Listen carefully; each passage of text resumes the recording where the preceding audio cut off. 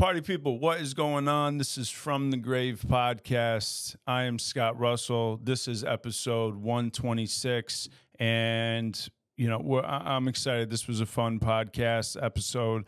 I get into a little bit of a address that was given by Einstein and Baruch Spinoza about his idea of God that is a little controversial in nature, but I pick out some parts that I really like about it.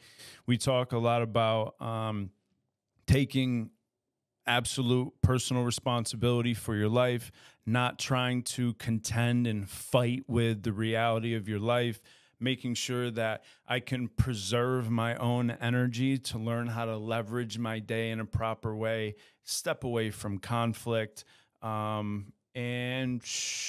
I think that's about it. So it was a fun episode. It's good to be back behind the mic. You can inquire or send suggestions for topics in the form of voice memos. Send that to fromthegravepodcast@gmail.com. You send it in to us. We'll play it in the episode and respond to it. I am also now doing life/spiritual coaching. So if you're interested in a one-on-one relationship and maybe a spiritual restart, send me an email at fromthegravepodcast@gmail.com, and we can hop on a discovery call and see if it fits and if I can help in any way. Let's see. Aside from that, make sure you subscribe to YouTube. Make sure you're following us on Instagram, From the Grave Podcast, on all platforms, and then also, I'm doing blogs now too. So make sure you check out Scott Russell, which is Collateral Beauty at Substack.com. The link's all over the Facebook page and the Instagram page. So check it out. Episode 126. I hope you enjoy. What's the eternal principle? Brahman. Which is? Well, we call it God, but that personifies it.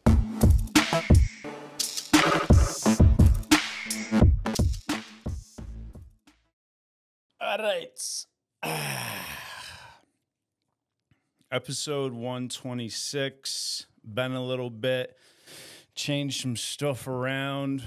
We're in a new spot, new studio. And by studio, I mean my spare bedroom. We got Christian behind the production table, basically set up in the middle of my closet. So yeah, we're gonna have some fun, man. I'm excited to be back, and I feel like there's been a couple times where I'm like, "No, we're back, dude! Fucking here we go!" But life is fucking life, and I've had a lot of shit going on, so I had to plant my roots, and now we're ready. We got some stabilization, we got some foundation, and we're gonna get back to creating. Oh, I got to remember something actually for when I do the intro. Give me 1 second. All right, that. So, I've had a few things that I was thinking about talking about, but something just came up to me like the last 10 minutes, so I think I'm going to rock with that. But yeah, man, aside from that, just a little what the hell's been going on with me. I haven't been working out as much as I would like to. My life is so busy, but it's a good busy, which is such a fucking cliche thing to say. But still working full time, working out when I can. Right now, it's been only 3 days a week, which is super annoying, but I'm doing what I can. So, in a full-blown relationship, living with my girl, too many animals, shadows contending with some new animals. It's been a few fights, a couple stitches that needed to be sewn. So that's been driving me up a fucking wall. But that's basically the number one issue I have in my life is my fucking animals. At any rate, Life is pretty fucking good. It's getting a little hot in this room immediately once we hit record and I started talking. But, I mean, the AC's coming out fine. I got a fan cruising on low. So, I don't know. We're going to have to get this shit dialed in. But also of note, Happy Gilmore 2 has been green-lighted to come out on Netflix. We don't have a date yet, right? No. So we're keeping our eyes peeled for that. That's about 90% of my quote language is Happy Gilmore. So really excited on that. But I mean, I hope he doesn't fucking blow it, dude. There's like, you know, the majority rule is like you need to leave movies alone. The greatest movies, you know, like the go-to the movies, Happy Gilmore, Billy Madison, Tommy Boy. I mean, they basically did a sequel to Tommy Boy that was Black Sheep, and that is fucking hilarious. They nailed it out of the park with that. But I don't know. I mean, I'm a big Sandler guy. I have faith in Sandman, but he dropped the ball with Grown Ups too. He's made a couple whack ass movies, but I don't know, man. I'm just fucking. Anchorman 2 was lit. Anchorman 2 was good. I know there's some, you know, mixed opinion out there, but Anchorman 2 was fire. You know, people don't give it a shot. Those movies, sometimes you got to watch a couple times through, you know. I thought Anchorman 2 was fucking hilarious, but, you know, mixed opinions out there. Anyways, I've rekindled my blog, which is on Substack.com. The name of the newsletter, if you will, is called Collateral Beauty by Scott Russell. So if you search for me on Substack, Collateral Beauty, Scott Russell, I think that's how you would do it. You just type in your email, sign it up, and you'll get a daily blog. Or if you just don't know how to do that and you want to be signed up, you can email us at fromthegravepodcast@gmail.com and just say, hey, please add my email to your newsletter. So been excited about that. We've been getting dialed in on screen printing and making T-shirts and shorts and stuff from the bare minimum all the way up. So it's tough. It's not rocket science. But learning how to use the proper methodology to make shirts come out the way that I want them to be in the hands of a customer is it's a little difficult. You know, it's like you have to really fine tune it. So I told everyone that there was going to be a drop like 3 fucking months ago. And then I was like, dude, I can't do this right before I move. This is going to be insane. I'm not even going to have the proper setup to sit down and mail out gear. So I was like, never mind, JK, we're going to push it back. So I'm not even going to tell you that we're about ready. I think that we're about ready. I keep adding, you know, more shit, but, you know, I'll get there when we get there. How about that? I'll get there when we get there. And I appreciate you still reaching out and wanting some stuff. But it's been fun. Just created a new design that is, you know, I'll keep that one in the pocket for now. Going to be doing a lot of events this year. You can find me at Coco Yogi Market, which is the first Sunday of every month, I believe, in Delray Square, I think. I'm not certain. Used to be at Veterans Park. It's not at Veterans Park anymore. I'm going to try and get there June 1st, but I'm not 100% certain yet. So, but when I'm actually set up and committed there, you guys will know about it through social media and the podcast and all that. The way you can be guaranteed to be in the loop as far as what's coming out, drops, episodes, blogs, and all that, you need to be following on Instagram. Check us out from the Grave Podcast. All right. So at any rate, like I said, I had thought about a couple things to bring, but I remembered I had made a note, and one of my notes is it's called the God of Spinoza. So Albert Einstein, when he used to tour and give talks in the U.S., one of his most common questions was, "Do you believe in God?" Right? Very proper thing to say to some, intellectual IQ, out of this world, smartest man alive type of stuff. We want to know the answer to the deep questions.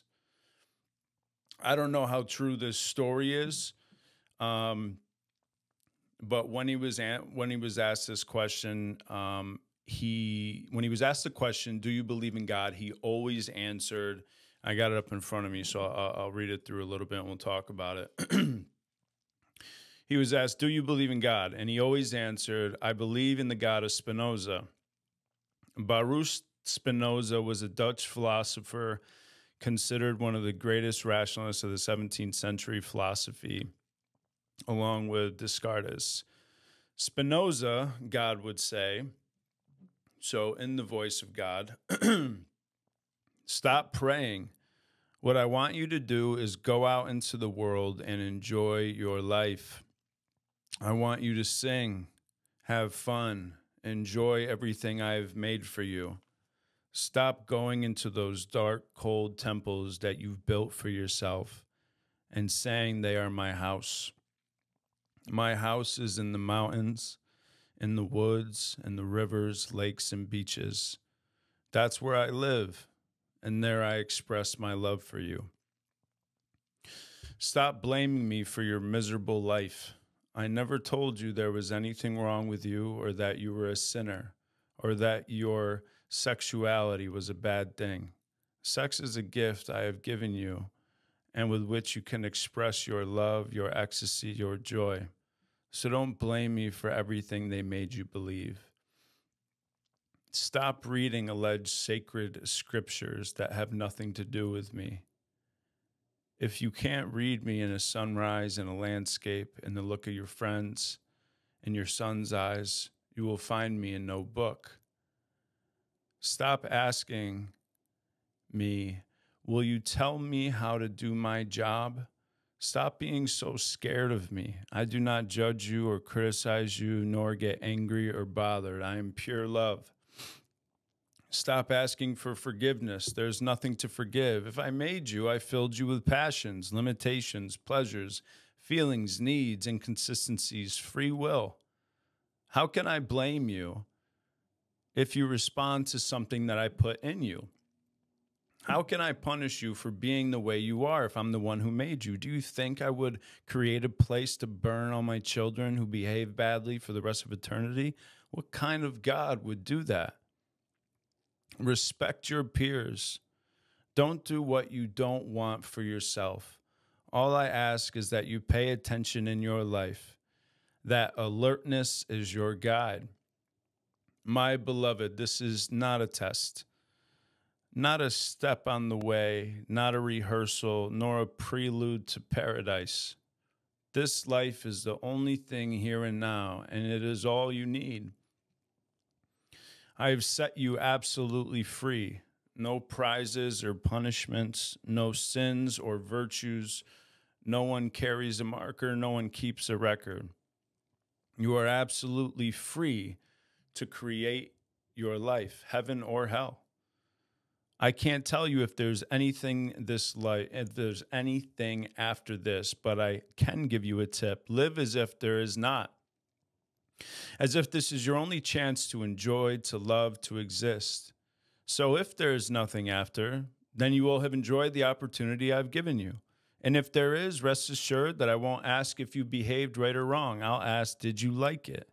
Did you have fun? What did you enjoy the most? What did you learn? Stop believing in me. Believing is assuming, guessing, imagining. I don't want you to believe in me. I want you to believe in you. I want you to feel me in you when you kiss your beloved, when you tuck in your little girl, when you caress your dog, when you bathe in the sea. Stop praising me. What kind of egomaniac God do you think I am? I'm bothered by your praise. I'm bored of your praise. I'm tired of being thanked. Feeling grateful, prove it by taking care of yourself, your health, your relationships, the world. Express your joy. That's the way to praise me. Stop complicating things and repeating as a parakeet would what you've been taught about me. What do you need more miracles for? So many explanations. The only thing for sure is that you are here, that you are alive, that this world is full of wonders. Baruch Spinoza. Powerful ass reading. Powerful reading.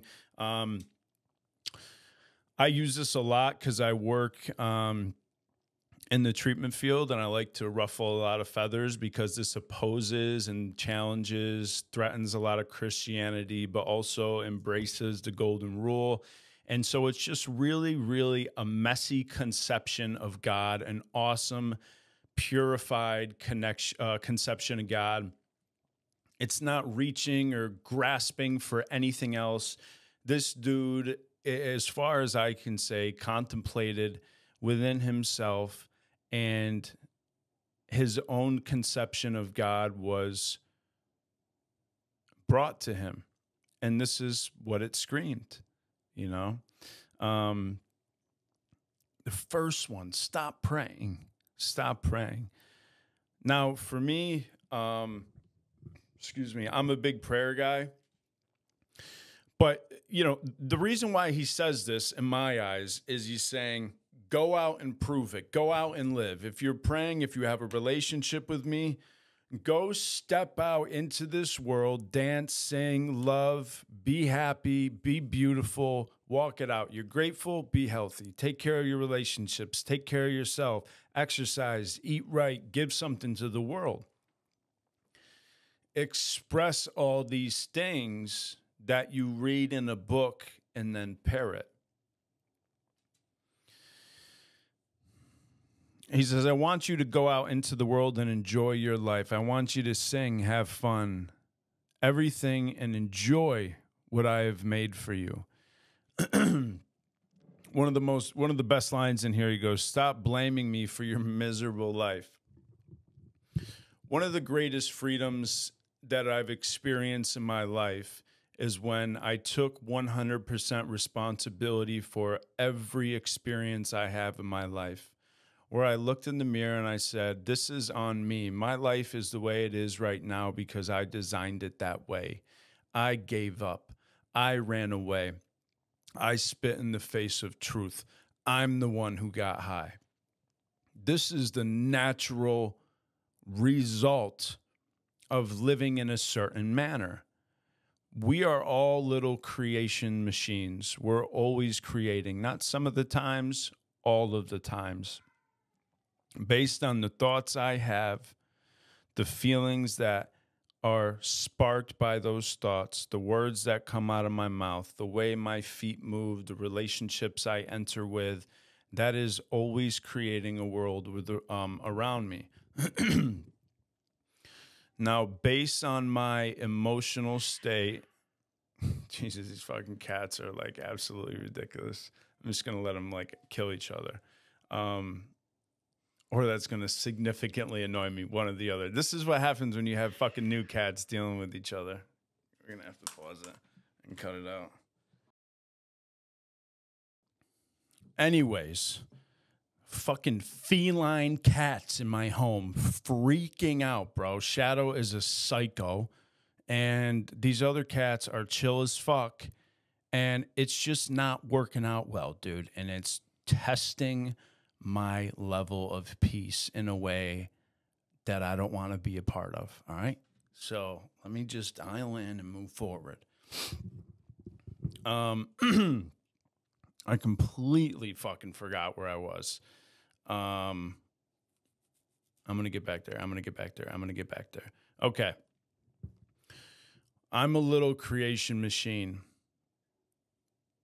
when I move through life not taking responsibility for how I move, it's me against the world. And the world was here first, so it's really fucking good at winning. I am a part of the world. I am a part of life. If I don't want to take responsibility for my hand in this relationship, it's going to be a shitty fucking relationship, all right? And I did that for a long, long time. And I got to a point where I was not happy with the payoff. Well, I wasn't happy with the payoff from the jump. It took me a long time to accept the fact that I was the one bringing the payoff into my life, and that I also had the ability to change it. Most of the time, people can stumble through life experiencing life, and sometimes the chaos of life shows up on your doorstep. I'm not saying that the things in your life are your fault.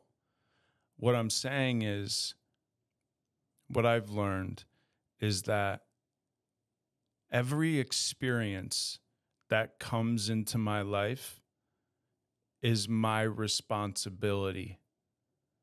Meaning, all the hard stuff. What it means is, if it stumbles into my home and I experience this, and it's even, let's say it's unjust, and I am harmed, or I, am going through a very, very sad, grieving state in my life, or a family member gets cancer or something like that. Please don't hear me wrong. I am not saying that by any means that is your fault. But what I am saying is that is now a part of your reality. And we have two choices when we experience radical discomfort: open ourselves up to it and see what is there for us, or turn away from it and suppress and repress. Now, the latter usually happens. And the bitch about that is, we think that we're really dodging things when we suppress it or repress emotions or experiences that we don't want to deal with. What I've learned is, you may sweep it under the rug, but you're living on the rug. So it's not going to be comfortable. It may not be at the forefront of your mind, but you can be certain that it is robbing you of life force.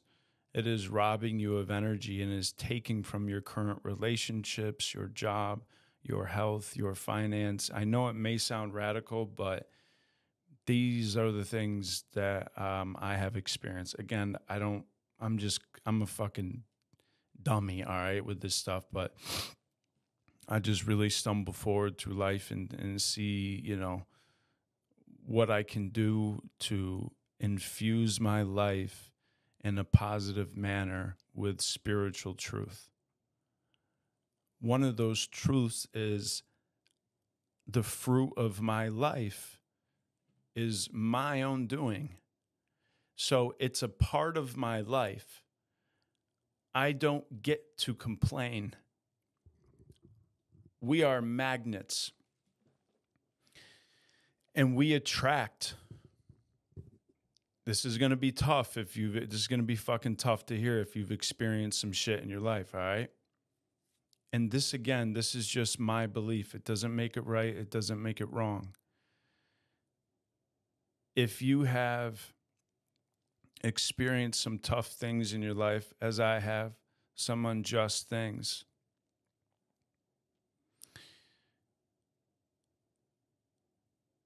it is part of your life lesson for a reason, which may forever only be and only rest in the mind of God. It may, I don't know. But I believe that the things that happen to us in this lifetime happen in our experience, stumble onto our doorstep, was scripted from the beginning. I think that there's multiple different iterations of me. I think that there's just constant lessons to learn. And what I have learned is that pain is the launching pad into a new life, a good life. And pain is as sweet as candy. It may not feel that way. Pain is a fucking Sour Patch Kid, all right? First it's sour, then it's really, really sweet. But you got to get past the sour part. If you put it in your mouth and it's too sour and you spit it out, you never get to enjoy the benefits of Sour Patch Kids, all right? And Sour Patch Kids fucking slap. So, you know what I mean? Especially the watermelon ones. But I always ran from pain. I always ran from discomfort. I ran from experiences that didn't make me feel great, that didn't make me feel euphoric, right? Because I wanted to feel good all the time. That's not the way that life works. I think that we're going to experience tragedy. I think we're going to experience very, very potent moments of life that are very hard to bear. And you may not have an answer for why that is happening. You may have an effect felt deep in your cells. It may rattle you a way that nothing ever has before, but I believe that it is there for a reason. And that is, you know, one of the most annoying things to hear, to be honest. Because the shit that makes us go, why me? Why me? That has the ability to have a profound effect on the spiritual liberation of a human spirit. Whether you think that you want that or not may not be part of your business. I don't know. These are just kind of things that I stumble forward and move with and think about. And I do know that the most painful moments in my life, the ones that have seemed to split my cells open and I could feel it, have been the most holy things that have ever happened to me. And I wouldn't change it. I wouldn't change it, man, because it is continually forging me into the person I would like to be tomorrow without realizing that I would like to be that person tomorrow, you know? So Spinoza dumps this responsibility on us. He says, you're free to create your own heaven and your own hell. Matter of fact, Joseph Campbell, my guy, right? Joseph Campbell says, all the heavens, all the hells, and all the gods are within you. Damn, that's some heavy shit, right? Okay. That means I can facilitate and create from those places. That means I have the power of the gods to experience and create my own heaven or my own hell and share that hell or that heaven with the world, you know. And the world already has a lot of hell.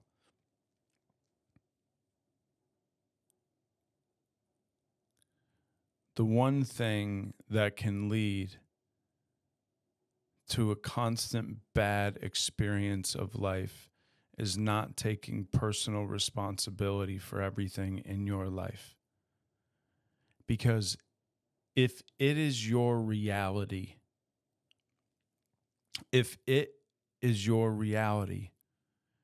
then how can I resist it?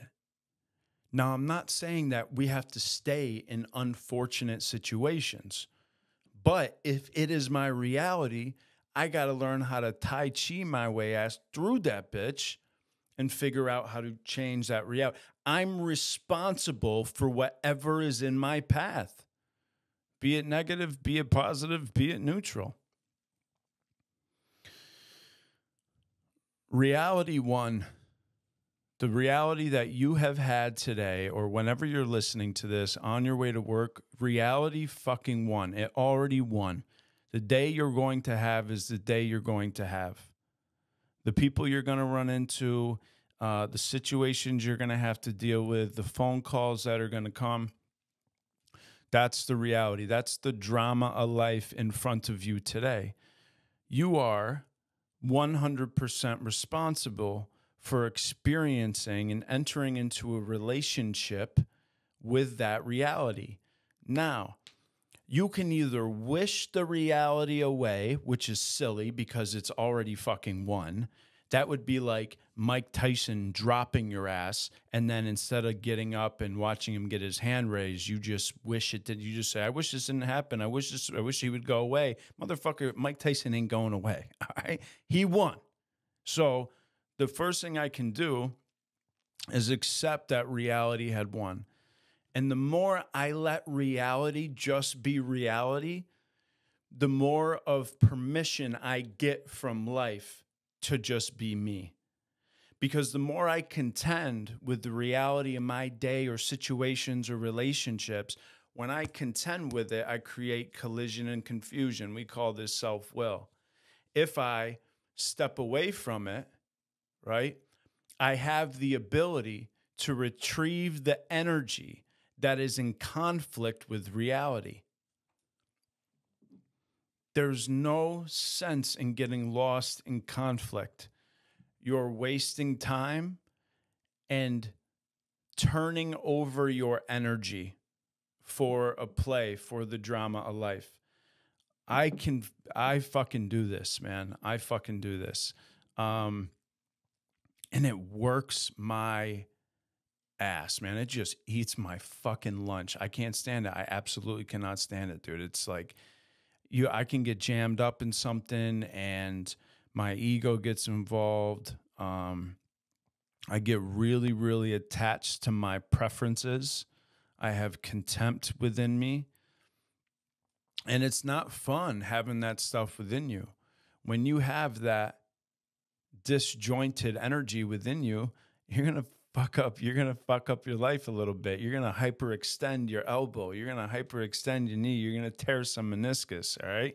No one likes walking around in crutches, but essentially that's what I'm doing with my energy is I twist my ankle up so much that I'm walking around with the energy of someone trying to run on crutches. That's a good fucking metaphor, all right? That's what I am, Mr. fucking Crutch Master. You know how many times I've walked on crutches in my life? I've broken both feet, my left ankle because of skateboarding.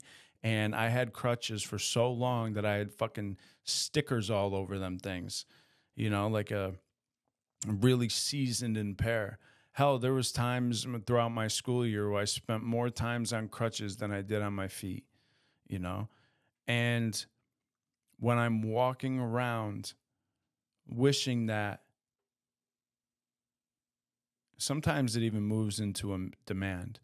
If I'm moving through my day, if I'm moving through the reality of my day, demanding that it changes, I am dumping energy out of myself and giving it to the world. And I'm saying, you know what, never mind. I don't want to run and be free today. Give me some crutches. I'd rather just hop around and get pimped out like a $2 hoe because that's what I want. I want to give up. Here, take my energy situation, take my energy misses in my relationship, take my energy job, take my energy coworker. It's ridiculous, right? But the mind and the ego are very, very good at doing this, especially mine.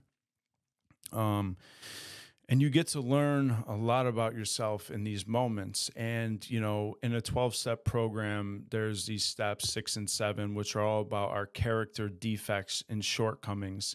And there's a prayer to address these character defects and shortcomings once we get privy to them, which is, my Creator, I am now willing that you should have all of me, good and bad. I pray that you now remove from me every single defect of character that stands in my way of my usefulness to you and my fellows, which is the world at large, right? God, others, self. God, others, self. Now, that's a beautiful prayer, and it works. But my experience has not been say that prayer and wake up pure as the driven snow. I can't blame prayer, God, or meditation for still having tough days. And this is one of the toughest misconceptions that leads to a world of shame and contention with this spiritual stuff, that if I'm this perfect spiritual soldier and I wake up in the morning and journal and meditate and pray and skip out the front door and live a life of selfless service and not ask for anything of myself, and then work out and eat fucking steak and vegetables all day, come home, do some self-reflection, pray, meditate, that I'm an A student and life is going to be pretty. That could not be further from the truth. That is what we call performance-based love. And that means I'm completely attached to outcome and I'm performing for the A. Now, that's good in fucking school where you perform for the A. You want to get an A on the test? You better read chapters 4, 5, and 6, study your ass off, learn how to comprehend it, teach it, take the test, perform, get an A. All right? That's where performance is due, is in the function of the world. But you don't have to perform for spiritual power. We are not saints. If we make progress the best we know how in trying to grow in the image and likeness of God, I believe I'm doing my part. Now, in this growth, in this trudge forward, I am going to come face to face with my defects, and they're going to smack me the fuck around. They're going to smack me around because you know what? I got to experience pain as the launching pad to new freedom, the same way it had to happen through tragic experience of addiction or any other tragic experience you may have. Think about a young man. You know, if you ever meet a kid who's been through some real shit, a young kid, 12 years old, 15 years old, maybe dad died of a heart attack, mom or friend or aunt or uncle has cancer, something really, really shitty happened that was just, that moved to a higher order. They experience powerlessness. And most of the time we say, you are wise beyond your years. Or we say, wow, he's so mature. Man, that kid has a good head on his shoulders. What a good perspective he has. I wish I knew what he knew at his, right? Tragedy shapes the human. It shapes us in humility, where we know we are not the center of the universe, and we're just out here playing a role. And there are forces greater than us at work. So while we're here, we might as well enjoy it. Have as much fun as we can within reason, fun that's not gonna, that's not hedonism, right? When I can accept what is currently in front of me, I receive the energy that is mine, the full embodiment of energy I have to move throughout my day in a positive, constructive way. If I contend with the reality of my life that day and resist it and wish it was different, then I'm giving up energy because I'm trying to arrange life to suit myself. Life already won. It was here before. Life doesn't owe you anything. It was here way before you were. When I try to arrange life to suit myself, I'm giving up and robbing myself of useless energy, right? I'm giving it up, making it completely useless, leaving myself with the bare minimum, and I wonder why I'm drained, stressed out, tired, can't stay awake after work, and I dread getting up in the morning. That is clear-cut sign that I'm turning my energy over to some dance in the world. I'm just giving it up. I'm just fucking laying down.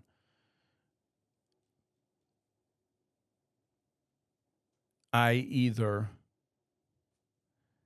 peacefully adjust myself with discipline to reality, peacefully adjust myself with discipline to reality, or ask, how can I change this in a beneficial way? Right? Because we do have the ability to change things. Some things are completely out of our hands. We're going to run up against things that are completely out of our hands, and it's just the reality of the moment. Now, I can either peacefully adjust myself to that reality, or I can walk away. Again, my choice. I always used to be up in the clouds with God. There's a line in some recovery literature where it says, "Of course," I'm paraphrasing this, but it says, "Of course, God would like us, our heads, to be up in the clouds with Him, but our feet should be firmly planted on earth, for that's where our fellows are." I used to get lost in that stuff. I used to get lost in seeking, and I would get lost in prayer and reading and thinking and wondering about God. And when I got lost in that, my life lost energy and vitality and strength and courage. I know it seems counterintuitive because we could think, oh, you're building a relationship with God. But for me personally, I was hiding in that relationship because it was the world that scared me, and not knowing how to handle myself, not knowing who I was, having to figure things out, not knowing things, being socially awkward. It was really just fear, just having fear and not wanting to walk through fear. And so really the most beneficial thing I could do for my relationship with God is not to pray to Him, not to seek, but to walk out my front door and be scared and accept that help.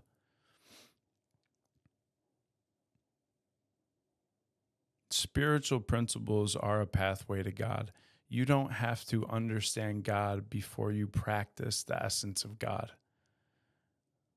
You don't have to understand God before you practice the essence of God. Sit down and write out what you feel are the characteristics of the conception of your God. Truth. For me, it's truth, love, laughter, joy, levity, the ability to take oneself lightly, and self-discipline, spiritual discipline, compassion and consideration, love, honesty, all these things. So it's like, if you can have a conception of the characteristics, at least, because I'm not sure we'll ever understand God. I mean, I know we won't actually, but actually I fucking don't know. All right. But I know I fucking won't. All right. For now. If I can write out the conception of my characteristics, what could it look like? Right. What could it look like? And make it look like something for you. And then if you got a list, we go, all right, if one of mine is humor, I move through the day.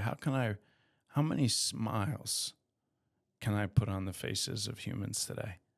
How many smiles can I get, huh? What am I bringing into the moment? Or maybe I say it's truth and God speaks through others. So I move through the day with humility and silence, just paying attention, hearing people, listening to them. Maybe there's someone you work with that you never really pay much mind to them, and all they need is a conversation from you. But we're so caught up in our drama that we can only see and hear the whining of our own voice. This is how the ego works, man. Whining is probably the worst fucking shortcoming in the world.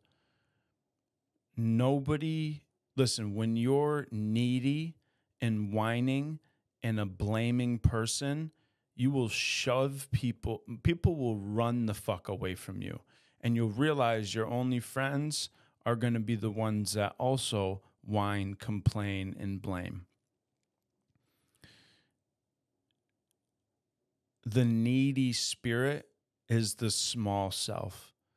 Needing to be okay, and then relying on humans, which are always going to fail you to be okay, losing game, you're pushing other people away from you because you're making demands upon them to fix something within you. They didn't even know they were up against that.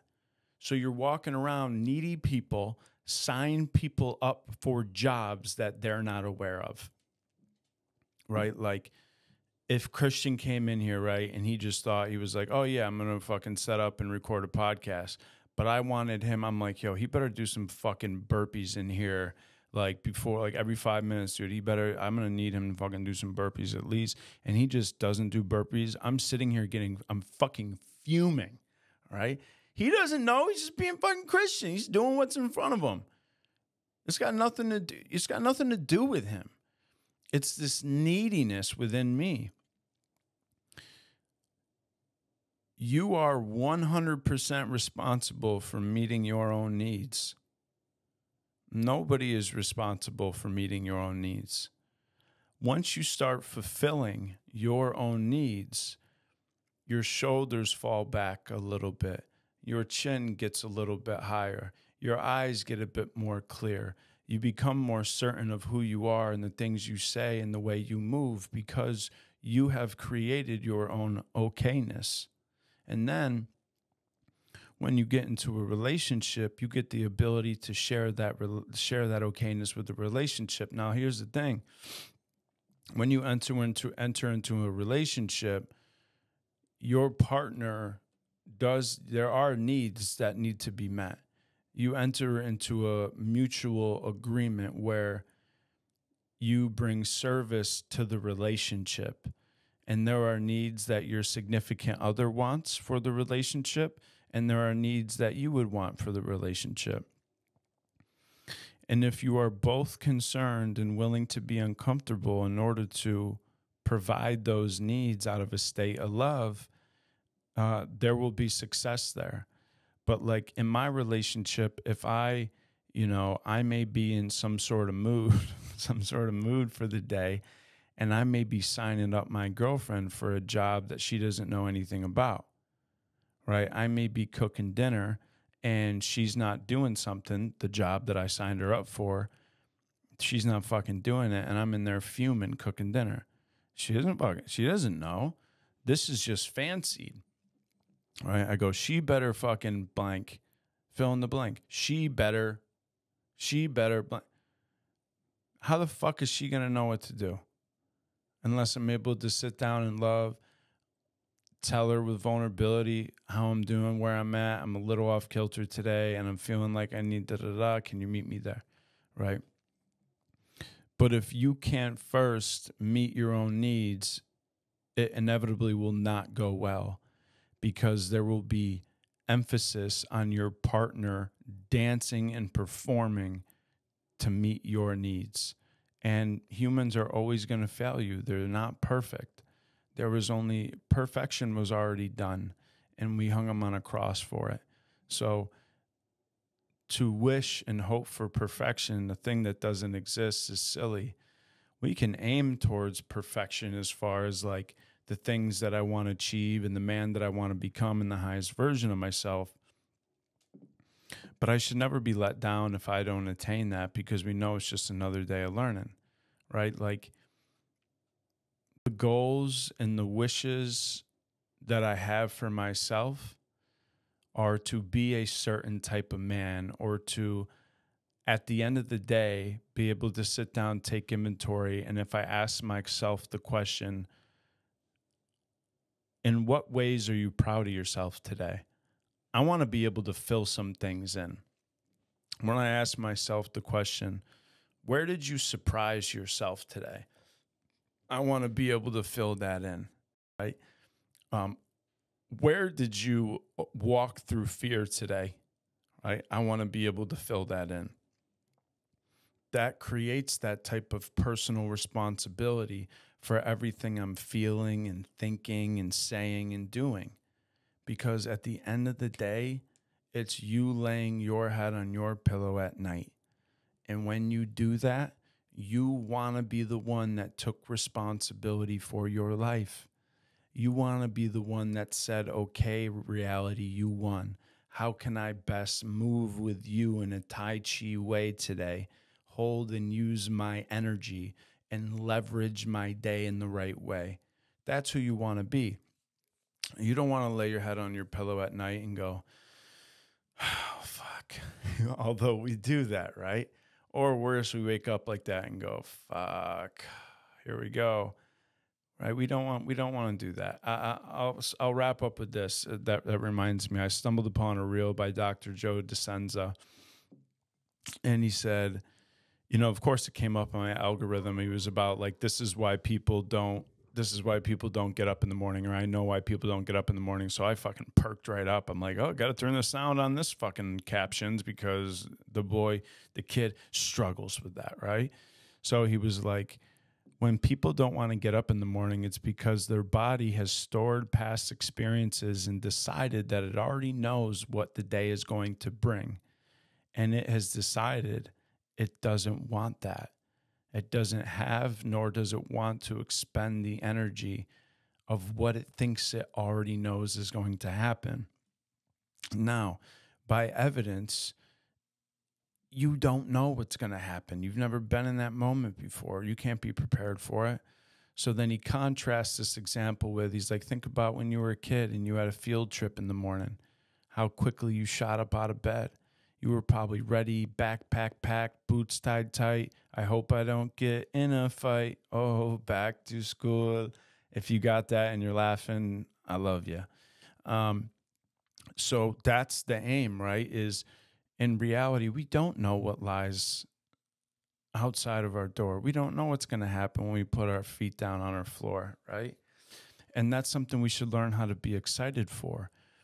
Because although it's the same job, although it's the same coworkers, you've never been there in that moment before. Maybe you take a new way to work, or a longer way to work, or you drink a different type of coffee, or you show up to work 30 minutes early just because, or you talk to one of your coworkers, or be curious about their life and ask them something about themselves you never asked them before. Sit down, have a conversation with a person you always pass in the hall. I don't know. But you can create a new world and a new experience for yourself with some vision and intent. Because I don't want to wake up with a heavy body in the morning, not wanting to face the day, under the delusion that I know what it's going to fucking look like. We are geared to want to step into the unknown. That's what the body wants, man. When we go on a trip or we travel, think about the excitement that's in your body. You have more energy. Think about how much more you do on a travel day when you're in a new state or a country, how long the days are and how much you walk, right? And you're on fire. You just keep going because your mind, body, and spirit is completely devoted to walking into that unknown. And it's a hell of a fucking time, right? So anyways, guys, that's it for episode 126. As I mentioned, if you're interested in having a coach, life coach, or just spiritual coach, a spiritual restart, I am offering those services now. If you're interested, I would love to talk to you about it. We can hop on a call and have a little discovery call and see what you're looking for, and if I can help. If you're interested, you can send us an email at fromthegravepodcast@gmail.com. Be sure to check out the blogs, which is going to be Scott Russell with Collateral Beauty at Substack. It's all over the Instagram. Just search Scott Russell there on substack.com. And let's see, any other cleanup stuff. Just be prepared for new episodes coming out. And if you have any ideas for topics or guests that you might want to have or see on the show, just send us an email at fromthegravepodcast@gmail.com. If you have a topic, this is usually really fun. If you send a voice memo in about a topic you want, or you have like a question that could help prompt a good conversation, we would love to play the voice memo during the podcast and respond to it in real time. That's usually a fun time. But basically, any questions, concern, comments, inquiries you have, just hit us up at fromthegravepodcast@gmail.com. And aside from that, peace, guys. Be good to yourself and relax and take it easy today, huh?